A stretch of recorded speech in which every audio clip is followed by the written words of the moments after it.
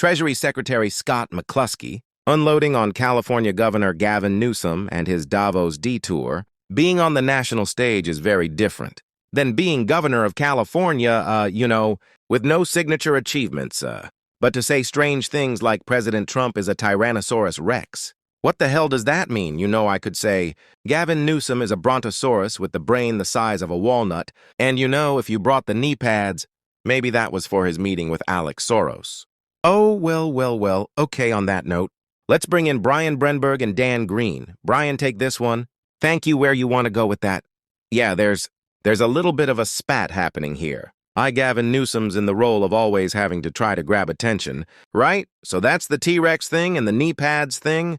Scott Bessent is in the enviable role of being the guy. Who knows what he's talking about? On this, and he can also point to the manifest failures of Gavin Newsom in California and say, don't come onto the world stage when people are fleeing the last place you tried to govern, which is California. So good on Scott Bessent, Gavin Newsom. I think's got to find a different, approach, because his approach right now is just, I don't know. There's some saying that maybe he thinks it's working because he's getting the attention maybe he otherwise wouldn't be getting. But he did respond to comments from Bessent where he referenced, the governor is sort of a Barbie doll character, Ken, if you will listen. So the Treasury secretary talked about a Barbie doll. It was as if he was reading a diary and had just broken up with someone we're deeply in their head. I think the affordability agenda appears to be, I'm living rent-free in the Trump's head. Trump administration's head, come on, guys. Apparently, he was responding to Bessent referencing the governor's Sparkle Beach. Kendall from the Barbie line. Brian and I were just talking. I actually hated the Barbie movie, so I'm not the go-to expert on this. I would just say perhaps I'm trying to be the adult in the room, but I wish all of us in politics just took it down a notch.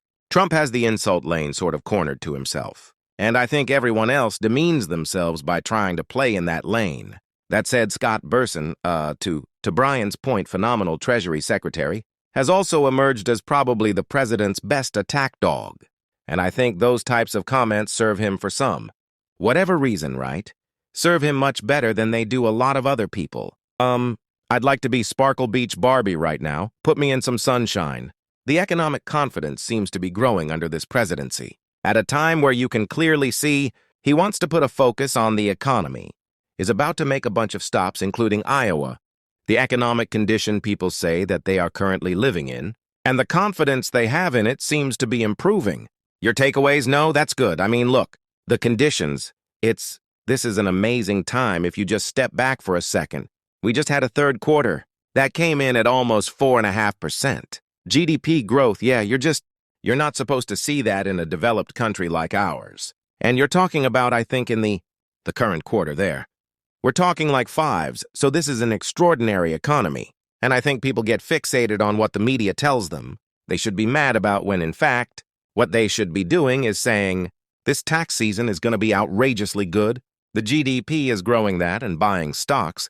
Private jobs are growing, that's right, Sandra. Stocks are apparently, we're up against the end of the show here. What I appreciate that discussion, Dan. You got to come back soon, all right, Brian? Thank you very much, guys. All right, hey, Sean Hannity here, hey. Click here to subscribe to Fox News YouTube page and catch our hottest interviews and most compelling analysis. You will not get it anywhere else.